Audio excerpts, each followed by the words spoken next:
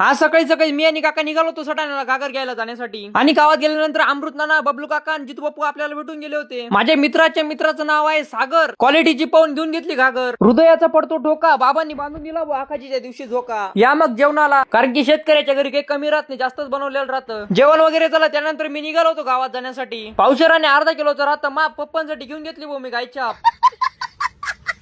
तर जयशंकर मित्रांनो, म्हटलं आपली तर आखाजी येऊन गेली, पण आपली राधाची आखाजी अजून बाकीच आहे. मग तिला घेऊन आलो पाणी पाजायला. दुपारी झोपून उठल्यानंतर मी तर डायरेक्ट डॅमवर गेलो होतो, कारण की आपल्याला डॅमचा कॉक बंद करायचा होता. मग काय अर्जाच्या वळायचं मन तर डायरेक्ट सुळकी मारायचं होत होतं. आणि तेवढी जर सुळकी मी मारून दिली असते तर आजचा ब्लॉग तुमच्यापर्यंत पोहोचला पण नसता.